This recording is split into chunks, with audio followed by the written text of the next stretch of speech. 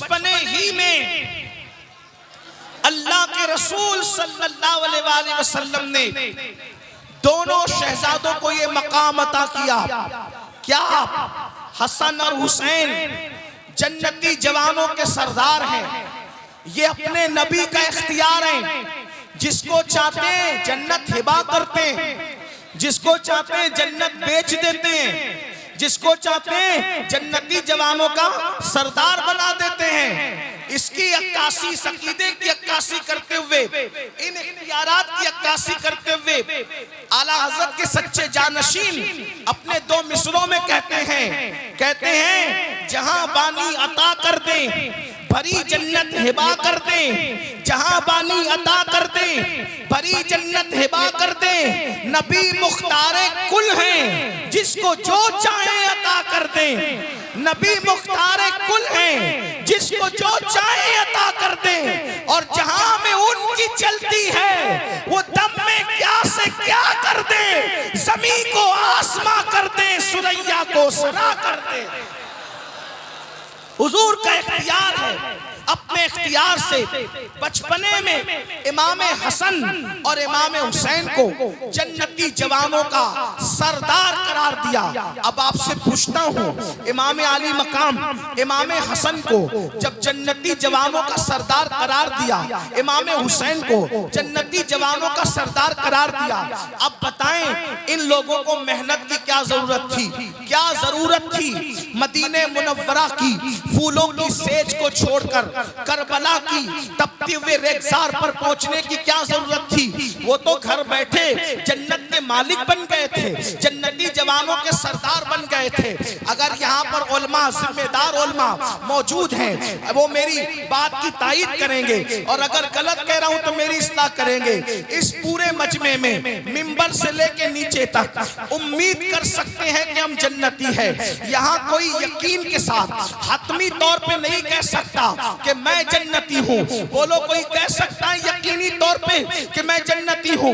उम्मीद की जा सकती है, यकीन की बात नहीं की जा सकती। इसलिए कि मजमऊ ज़वायद में अल्लाह के रसूल की हदीस है, आका इरशाद फरमाते हैं, जो अपने आप को कतई और यकीनी जन्नती कहे, मैं मोहम्मद ऐलान करता हूँ कि वो जहन्नमी है।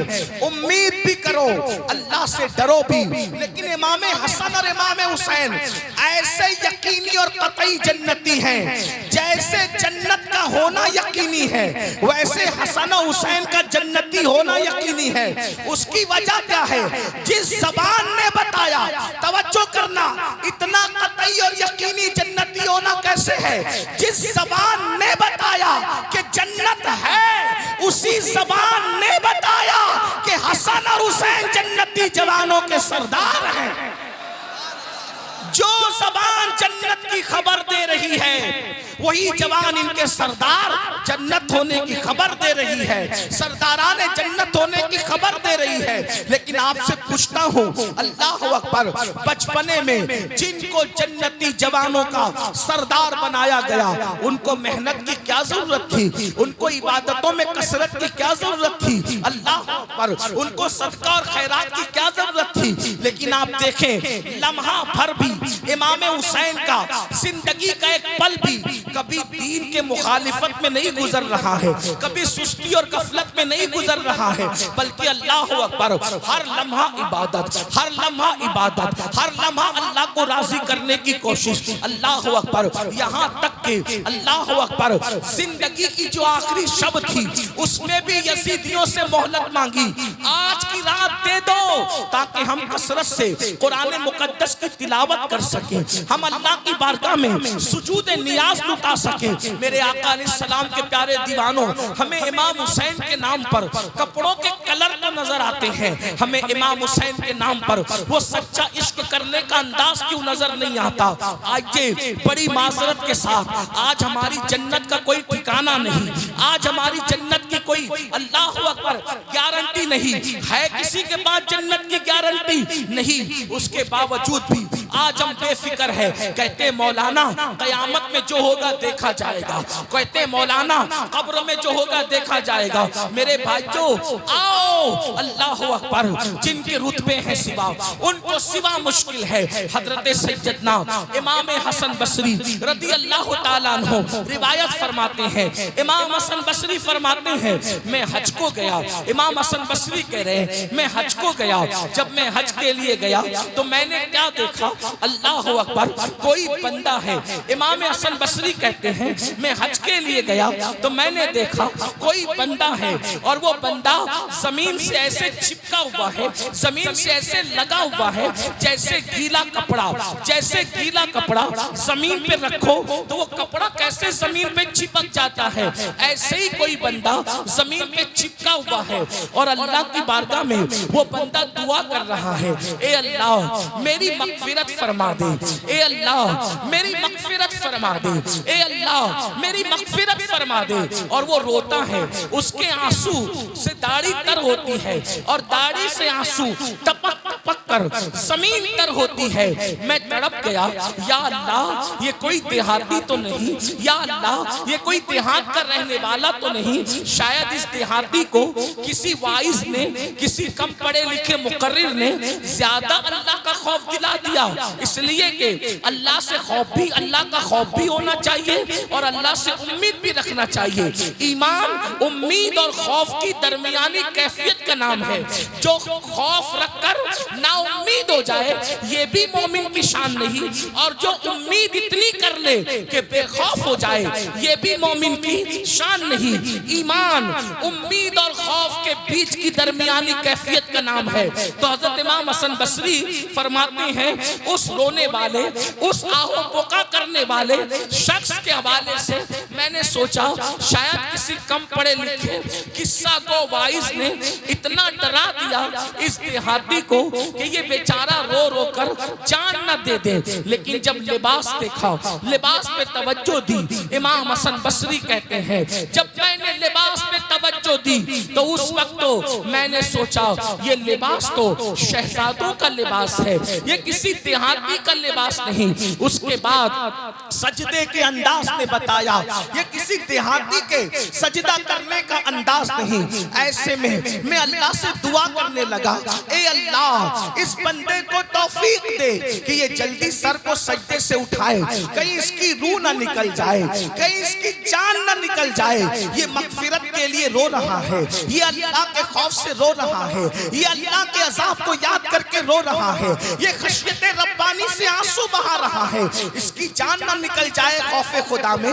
मैंने दुआ किया मौला इसको तौफीक दे कि ये सर सजदे से उठाए ताकि मैं इसको समझाऊं अल्लाह के बंदे इतना नहीं रोते, अल्लाह से उम्मीद भी रखते हैं। इमाम हसन बसरी फरमाते हैं लेकिन जब उस शहजादे वाला तबार ने सजदे को, सजदे से सर को उठाया, जब सर सजदे से उठाया तो मैं उसकी क्या इस्लाह करता, मैं उसको क्या समझाता।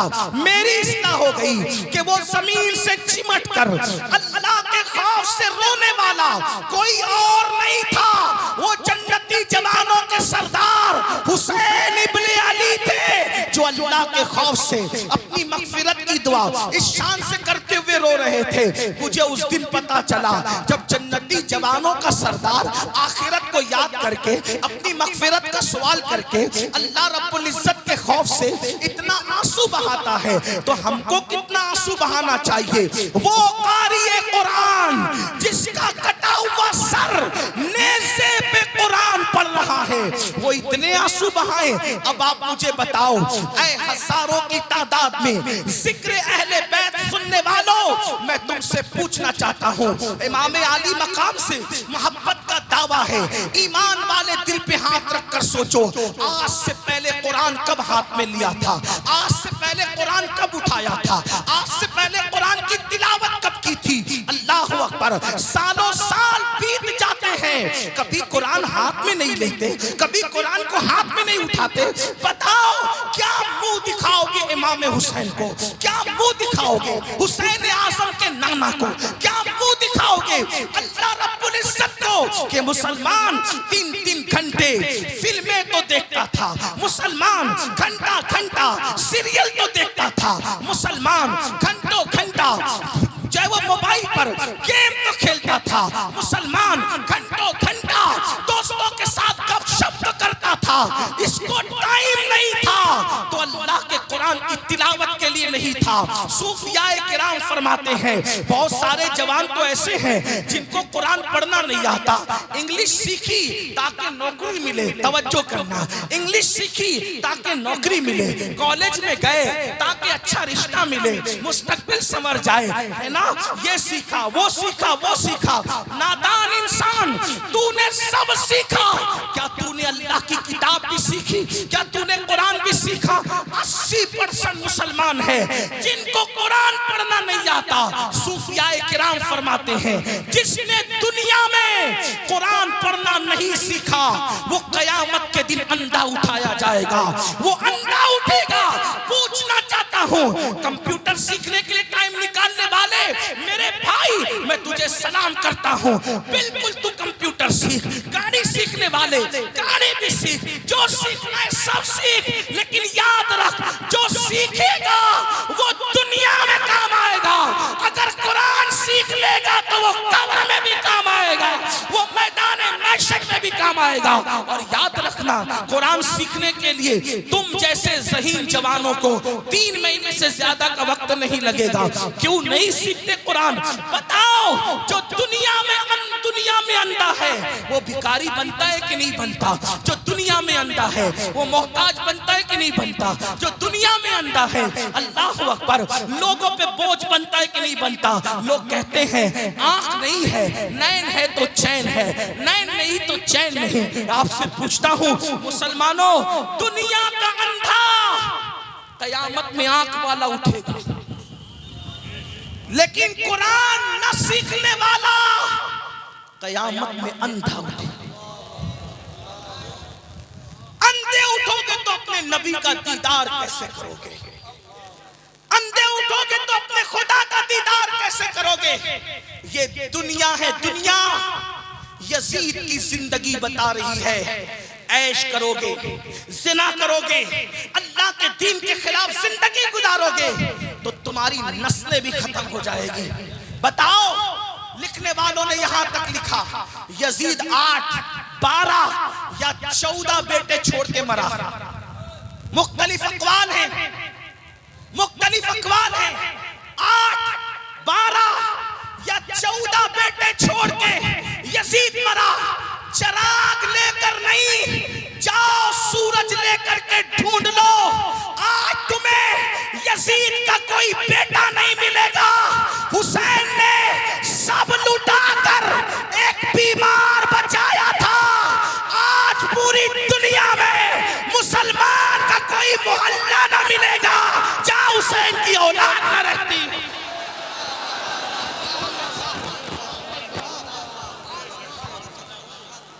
यजीद बादशाह था, उसके नाम पे कोई महफिल नहीं सजती। इमाम हुसैन तो बेघर थे, इमाम हुसैन तो बेघर थे। इमाम के नाम पर कैसी महफिलें सज रही है, कैसी महफिलें सज रही है।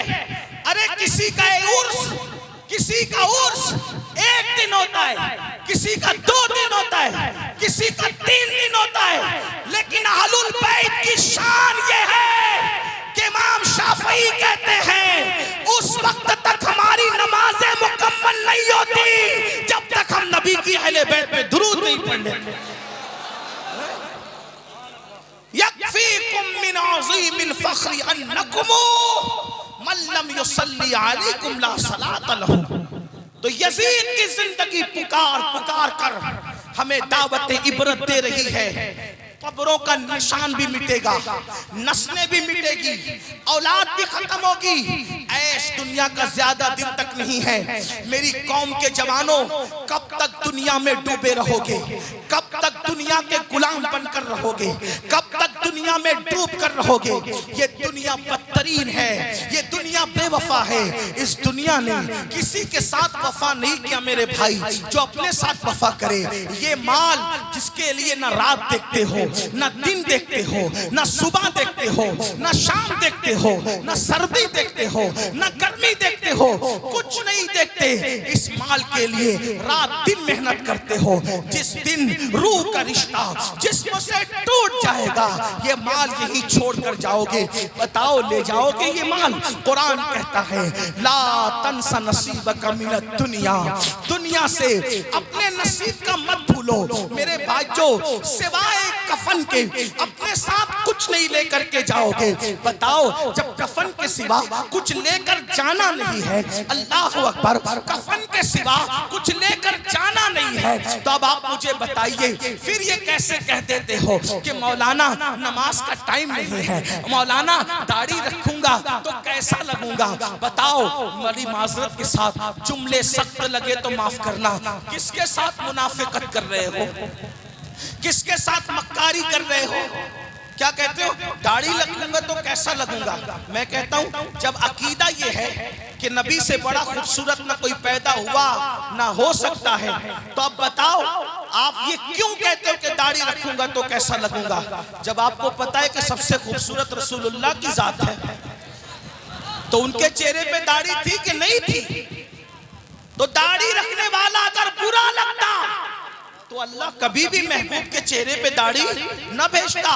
पता चला दाढ़ी रखने वाला बुरा नहीं लगता है, बल्कि दाढ़ी न रखने वाला जो यहूद नसारा और मुशरिकीन की शक्ल बनाता है वो बुरा लगता है। वरना मेरे नबी के चेहरे पे दाढ़ी थी। बयान करने वालों ने हुलिया यूं बयान किया है, मेरे नबी के चेहरे पर खूबसूरत काली काली सिया दाढ़ी और वो चमकता हुआ चेहरा ऐसे लगता था जैसे आबनोशी रहल पर किसी ने सोने या चांदी का कुरान रख दिया हो, ऐसा खूबसूरत लगता था। अल्लाह अकबर। मेरे इमाम उसका नक्शा यूं खींचते हैं, लका बदरुन फिल वजहिल अजमल, लका बदरुन फिल वजहिल अजमल, खत हाले मा जुल्फ अब्र अजल, तोरे चंदन चंद्रो पुरा कुंडल रहमत की भरन बरसा जाना। कितना खूबसूरत चेहरा था। कहते लम याती नज़ीरू का फी नज़रिन, मिसले तो न शुद्ध पैदा जाना, जगराज को ताज तोरे सर सोहे है तुझको शहे दो सरा जाना। और कहते नबी का सरापा कैसा था? वो कहते सरताबा कदम है तने सुल्ताने जमन फूल, लब फूल दहन फूल सकन फूल बदन फूल। वल्लाह जो मिल जाए मेरे कुल का पसीना, मांगे न कभी इत्र न फिर चाहे दुल्हन फूल। और कहते दिल अपना भी शैदाई है उस नाखूने पाका, इतना भी महे नौ पे नए चरखे कोहन फूल। अल्लाह अकबर। आए मेरे नौजवान भाइयों और मेरी बहनें मौजूद हैं, उनसे भी कहता हूँ खुदा के लिए दुनिया के गोरख धंधों से निकलो। खुदा के लिए ये दुनिया मक्कार है, ये दुनिया फरेबी है। इमाम कहते हैं शहद दिखाए सैर पिलाए कातिल दाइन, शोहर कुश इस मुर्दार पे क्या ललचाया। दुनिया देखी भाली है, जिस दिन रूह का रिश्ता जिस्म से टूट जाएगा, ना माल अपना होगा, ना दुकान अपनी होगी, ना मकान अपना होगा। याद रखना मुसलमानों, जिस नाम के लिए लड़ते हो, मेरा नाम मेरा नाम मेरा नाम, किसी मुफक्किर ने कहा था कि मरने के बाद सबसे पहले अगर कोई चीज छीनी जाती है तो उसे नाम ही कहते हैं। ऐ नाम के लिए लड़ने वालों, मेरा नाम नहीं लिया, मेरे नाम का जिक्र नहीं किया, मेरा नाम नहीं आया। अरे इबादतें भी नाम के लिए करने वालों, काम भी नाम के लिए करने वालों, सुनो मरोगे सबसे पहले नाम छीना जाएगा। लोग अमीनुल कादरी के मरने के बाद ये नहीं कहेंगे अमीनुल कादरी को उठाओ, अमीनुल कादरी को लेटाओ, अमीनुल कादरी को उठाओ। क्या कहते हैं लोग? मैयत को उठाओ, मैयत को लेटाओ, मैयत को गुस्ल दो, मैयत को उठाओ। अंदाजा करे ऐ इंसान तू किस नाम के लिए लड़ रहा है, ऐ इंसान तू किस दौलत के लिए जी रहा है, ऐ इंसान तू किस दुनिया पे फरेबता है। अल्लाह रब्बुल इज्जत का बन जा, खुदा का हो जा, खुदा का कुर्ब पाले। वाले, ये दुनिया में किसी को वक्त नहीं मिलता, वक्त निकालना पड़ता है, टाइम निकालना पड़ता है। याद रखना, मस्जिदें सूनी करने वालों, हुसैन पाक के नाना का फरमान है कि नमाज में मेरी आंखों की ठंडक है। वो कैसा आशिक रसूल है जो अपने नबी की आंखों को ठंडक नहीं पहुंचाता। अल्लाह अकबर। नशे के अड्डों पे जाने वालों और नशा करने वालों, हुसैन पाक के नाना जान का फरमान है, जो नशा करता है गोया कि वो मोहम्मद अरबी पर नाजिल होने वाले का इनकार करता है। उलमा उसकी तशरीह करते हुए फरमाते हैं, अगर वो नशे को हलाल जानकर करे। आपसे पूछना चाहता हूं, आज वो नौजवान जो मिल्लत का सरमाया, वो नौजवान जो मिल्लत का मेमार, वो नौजवान जो मिल्लत की इज्जत, जो मिल्लत की आबरू, वो नौजवान जो मिल्लत के लिए हयात नौ का पैगाम है, आज वही जवान गेम में उलझ गया, गानों में उलझ गया, बातों में उलझ गया, तमाशों में उलझ गया, अपने मकसद से नजर हट गई। आओ, इमाम आली मकाम पैगाम दे रहे हैं, आखिरत की फिक्र करो, आखिरत की तैयारी करो। हजरत सैयद अबरार मियां साहब की आज सालाना फातिहा और उनका उर्स है। देखो, सैयद को भी जाना, दूसरों को भी जाना, नेकों को भी जाना, बदों को भी जाना। अल्लाह अकबर। और एक बात याद रखना, कब्र में अकेले जाना है। कब्र में न किसी की दादागिरी चलेगी, न कब्र में किसी की बाबागिरी चलेगी। आप टीचर हैं अपने घर के, डॉक्टर हैं अपने घर के, खतीब हैं अपने घर के, आलिम हैं अपने घर के। कब्र में तो ये देखा जाएगा ईमान सलामत लाया या नहीं लाया। कब्र में तो ये देखा जाएगा अच्छा अमल करके आया कि नहीं आया। मुसलमानों बताओ, एक बुजुर्ग फरमाते हैं, जरा गौर से सुनना, एक बुजुर्ग फरमाते हैं कि एक कफन चोर ने मेरे हाथ पे तौबा की। दिल के कान से सुनना भाइयों, एक कफन चोर ने मेरे हाथ पे तौबा की और वो सैकड़ों कफन चुरा चुका था। मैंने उससे पूछा, ए अल्लाह के बंदे, तू लोगों के कफन चुराता रहा, अब तूने तौबा कर ली है, ये बता, मैं तुझसे पूछना चाहता हूँ कि कितनी कब्रों में तूने मुसलमानों के चेहरे किबले की तरफ देखे। तवज्जो से सुनना, कुछ याद रहे न रहे, ये बात याद करने में अपनी गुफ्तगू पूरी करता हूँ। तवज्जो फरमाए, वो बुजुर्ग फरमाते हैं जिनके हाथ में कफन चोर ने तौबा की थी कि बेटा बता, जब तू लोगों के कफन चुराता था, जब तू लोगों के कफन चुराता था, तो कितने लोगों के चेहरे तूने काबे की तरफ देखे और कितने लोगों के चेहरे तूने कब्र में काबे से फिरे हुए देखे। मुसलमानों, बहुत बड़ी बड़ी बातें हम कर चुके, हम जन्नती, हम ये, हम वो। बड़ी माजरत के साथ अल्लाह के फैसले हमारी मर्जी के मुताबिक नहीं होंगे। अल्लाह के फैसले अल्लाह की मर्जी के मुताबिक होंगे। अल्लाह के बंदो, उस अल्लाह की खुफिया तदबीर से क्यों नहीं डरते जो नबी के बेटे को भी जहन्नम में डाल रहा है। हजरत नूह का बेटा जहन्नम में डाला जाएगा, क्यों नहीं डरते अल्लाह से। हजरत लूत अलैहिस्सलाम की एक बीवी जहन्नम में डाली जाएगी, क्यों नहीं डरते अल्लाह से।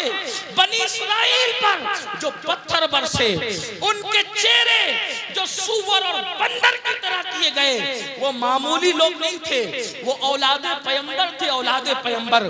कुरान पढ़ के क्यों नहीं डरते अल्लाह से, जब अल्लाह नबी की औलादों के मुंह जराइम की वजह से रातों रात सूअर और बंदर की तरह कर सकता है, तो अपनी क्या औकात है। शराब पीने वालों, नशे की दवाएं हाथ में लेने से पहले तुम्हारे हाथ क्यों नहीं कांपते, ये सोचकर कि अगर वो बनी इस्राइल को सूअर और बंदर की शक्ल दे सकता है तो मेरा क्या हाल होगा। किसी औरत पर पाप की नजर डालने से पहले आंखें क्यों नहीं कांपती कि वो अल्लाह जो लूत अलैहिस्सलाम की कौम पर पत्थर बरसा सकता है तो वो मेरा क्या अंजाम करेगा। याद रखना, कब तक के शैतान के मकर का शिकार रहोगे, कब तक खुद फरेबी का शिकार रहोगे, कब तक सोचोगे कि सिर्फ मैं जन्नती हूँ, मैं जन्नती हूँ। क्या सर्टिफिकेट है आपके पास, क्या सबूत है आपके पास। बुरा लगे तो माफ करना, लेकिन इतना जरूर कहूंगा, पछताना है तो यहाँ पछता लो, रोना है तो यहाँ रो लो, गिड़गिड़ाना है तो यहाँ गिड़गिड़ा लो। तुम्हें नहीं पता वो उम्मुल मोमिनीन सैयदा आयशा सिद्दीका जिसके बिस्तर पे कुरान नाजिल होता है, वो अल्लाह के खौफ से रोती है तो दुपट्टा निचोड़ना पड़ता है। वो अल्लाह के खौफ से रोती है तो दुपट्टा निचोड़ना पड़ता है। हमें कब होश आएगा? एक दिन मरना है, एक दिन मौत है मेरे भाई। ओ सूद के धंधे करने वाले मेरे भाई, ओ औरतों पे पाप की नजर डालने वाले मेरे भाई, रिवायतों में आता है जो औरतों को पाप की नजर से देखे, जब वो मरेगा तो मरने से पहले डर है कि उसका ईमान उससे छीन लिया जाएगा। औरतों को पाप की नजर से देखने वाला जब मरेगा उसकी जबान पे कलेमा जारी नहीं होगा। क्यों नहीं डर लगता अल्लाह से? एक रिवायत याद आई, उसको पहले बीच में अर्ज करके फिर आखिर की तरफ जाऊं। एक बहुत बड़ा मुहद्दिस था। मुहद्दिस मतलब उसको लाखों हदीसें याद थी ज़बानी, लाखों, तवज्जो करें, उसको लाखों हदीसें याद थी ज़बानी। जब वो मरा, वो मरने से पहले ईसाई होके मरा।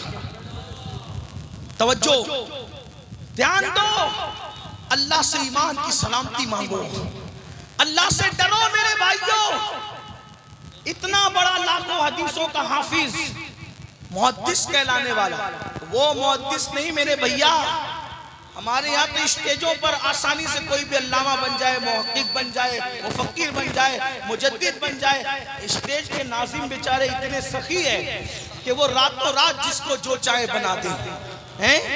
सारी हुकूमतें पीछे इनसे, ये इतने अजीम लोग हैं नाज़िम हजरात। लेकिन बड़ी माजरत के साथ नाज़िम साहब, आपको भी अल्लाह को जवाब देना है, और जिनको अलकाबात दिए जाते हैं उनको भी अल्लाह को जवाब देना है। जिसके अंदर जो सिफत नहीं और वो अपनी उस सिफत में नाजा हो तो मिंबरे रसूल ही बन पड़ा है। अब झूठ के लिए यही एक जगह रह गई है। बुरा मत मानना, मैं किसी को नहीं कह रहा हूं, लेकिन मैं अपने आप को कह रहा हूं। जब हमें लोग अल्लामा बोलते हैं तो हमें डर लगता है अल्लाह को जवाब क्या दें। हमारी जमात में एक दौर था, अल्लामा अरशदुल कादरी के अलावा किसी को अल्लामा बोला ही नहीं जाता था। जब भी मुतलकन अल्लामा कहते थे तो लोगों को कौन याद आता था? अल्लामा अरशदुल कादरी। और अरशदुल कादरी कौन? जो जलजला लिख करके सफ़े बातिल में जलजला पैदा कर दे, वो अरशदुल कादरी हैं। जब जलजले के जवाब में कोई खड़ा होता था तो फिर उसको ज़ेरो ज़बर लिख करके फिर उसको ज़ेरो ज़बर कर देते थे, वो अरशदुल कादरी हैं। ऐसा इश्क रसूल का धनी कि जो एक एक दिन में दो दो मरतबा कभी कभी दलाइलुल खैरात शरीफ पढ़ जाए, वो अरशदुल कादरी। ऐसे लोग थे हमारी जमात में। लेकिन जब से हम जैसे बच्चों को भी लोग अल्लामा कहते तो हमें डर लगता है कि फिर हम अल्लाह को मुंह क्या दिखाएंगे। लेकिन लोग नाराज भी होते हैं कि ये इन लोगों को कहां से उठा के लेकर आते हो, ये जबरदस्ती लोग डराने की बात करते हैं। हम कहते हैं नबी आई थे डराने के लिए। अल्लाह ने नबी पाक से फरमाया, या अय्युहल मुद्दस्सिर कुम फअंज़िर, ऐ बालापोश उठिए और लोगों को डराइए। सारे अंबिया डराने आए थे। ये कहकहे लगाने की महफिलों की बिदअत अब शुरू हुई है। ये एक एक नात के मिसरे पे मटका मटका करके तुम्हें धोखे के तौर पे जन्नत देने की बिदअत अब शुरू हुई है। इसका चेहरा देखो और उसका चेहरा देखो और जन्नत में चले जाओ, ये बिदअत अब शुरू हुई है। वरना जिनके चेहरे दिखा के जन्नत में बांटते हो, उनकी भी जन्नत में जाने की कोई गारंटी आपके पास है? बताएं जरा, बताओ मुसलमानों, जन्नत अपने बाप की जागीर है? कभी सोचा? अल्लाह अकबर। उम्मुल मोमिनीन सैयदा आयशा पाक, जिसकी ततहीर के लिए कुरान की आयतें नाजिल होती, जिसकी ततहीर के सबूत में, जिसकी फजीलत में मेरे इमाम कहते शम्मा दिल, मिशकात तन, सीना ज़ुजाजा नूर का, तेरी सूरत के लिए आया है सूरा नूर का। वो इतना रोती अल्लाह के खौफ से कि दुपट्टा नहीं छोड़ना पड़ता है। हम तो दो आंसू भी नहीं बहाते। चले, मैं बात खत्म कर रहा था, बहुत गर्मी भी आपको लग रही, देर से खड़े भी। अल्लाह ताला आपको पीलीभीत और इर्द गिर्द से, बरेली शरीफ से आने वालों, आपके गांव का नाम क्या है? अमरिया वालों, अल्लाह ताला तुम सबको शादो आबाद रखे, तुम्हारी नस्लों को शादो आबाद रखे। लेकिन दिल से सुनना, लाखों हदीसों का याद करने वाला मुहद्दिस ईसाई होके मरा। जब वो ईसाई होके मरा तो लोगों को बड़ी उलझन हुई कि ये ईसाई मुर्तद कैसे हो गया, ईसाई कैसे हो गया। तो उसकी बीवी से लोगों ने पूछा, तवज्जो करें, उसकी बीवी से लोगों ने पूछा, सच बता ईसाई होने की वजह क्या बनी? क्योंकि बीवी इंसान को अच्छी तरह जानती है। स्टेज पे तो कोई मुत्तकी आके बन के बैठ जाएगा, जाली तौर पे सो कार्ड तकवा इख्तियार कर लेगा। गर्दन झुका के बैठना तकवा नहीं है। फारूक आजम के दौर में फारूक आजम ने देखा एक मस्जिद नबवी में सर झुका के बैठा है, गर्दन झुका के, तो उसके गर्दन पे फारूक आजम ने मुक्का मारा। फारूक आजम भी फारूक आजम थे, हुजूर के तरबियत याफ्ता थे। उसकी गर्दन पे मुक्का मार के फरमाते, ओ मक्कार, गर्दन में तकवा नहीं है, तकवा हाँ होना, तकवा दिल में है। गर्दन झुकाने की बजाय अल्लाह के लिए दिल झुका, उसका नाम तकवा है। जब वो मुहद्दिस ईसाई बना तो लोगों ने उसकी बीवी से पूछा, सच बता। बीवी अच्छे से जानती है शौहर को, तेरा शौहर ईसाई कैसे बना, क्यों बना, उसकी वजह सुने। उसने कहा, मैं हतमी तौर पे कैसे बता दूं, क्योंकि ये तो अल्लाह जानता है कैसे ईसाई बना। लोग परेशान हुए, लोगों ने दुआ की अल्लाह से, अल्लाह हमें इसके हाल पे मुत्तला फरमा, हमें इसके हाल की खबर दे। अल्लाह वालों ने दुआ की ताकि हम इबरत हासिल करें, लोगों को बताए कि ये मुसलमान से इतना बड़ा लाखों हदीसों का हाफिज मुहद्दिस ईसाई क्यों बना। तो वो ख्वाब में नजर आया, अजाब इलाही में मुब्तला जहन्नम की आग में जल रहा था। पूछा लोगों ने, ये बता तुझे कसम है कि तू ईसाई कैसे होकर के मरा। तो उसने कहा, बात इतनी है कि जब मैं जनाबत से होता, यानी बीवी के साथ कुर्बत करता, और जब गुस्ल मुझ पे फर्ज होता, गुस्ल तो मैं करता था, लेकिन मैं ऐसा कहता था कि यार इस्लाम में गुस्ल करना क्यों है, वो ईसाइयों का मजहब कितना अच्छा है कि उनमें गुस्ल नहीं है जनाबत का, हमारे मजहब में गुस्ल है, उनके मजहब में गुस्ल नहीं है। गुस्ल नहीं करता था ऐसा नहीं है, करता था, लेकिन ईसाइयों की एक चीज को वो अच्छी नजर से देखता था, शौक की नजर से देखता था। इसी एक वजह से वो ईसाइयों की चीज पे उसने अमल नहीं किया। तवज्जो करना, अमल नहीं किया, उसको अच्छी नजर से देखा। अल्लाह की खुफिया तदबीर, खुदा शान वाले की गैरत, अल्लाह ने उसका ईमान छीना। ईसाइयों की एक चीज को अच्छा समझने पे ईमान छीना और उसको ईसाई बना दिया। मैं यहदिहिल्लाहु फला मुदिल्ल लहु व मैं युद्लिलहु फला हादिय लहु। अल्लाह जिसे हिदायत दे उसे कोई गुमराह नहीं कर सकता, अल्लाह जिसे गुमराह करे उसे कोई हिदायत नहीं दे सकता। वो ईसाइयों के इस अमल पर अमल नहीं करता था, उसको अच्छा कहता था और इस्लाम की एक चीज को बुरा समझता था। अब मेरे भाइयों बताओ, इस्लाम की एक चीज को बुरा समझे और ईसाइयों की एक चीज को अच्छा समझे तो ईमान चला जाता है। अब ईमान वालों अपने दिल पे हाथ रख के सोचो, तुम ईसाइयों की चीज को अच्छा ही नहीं समझ रहे हो बल्कि उस पर अमल कर रहे हो। ये दाढ़ियां मुंडाना किसका तरीका है? ईसाइयों का तरीका।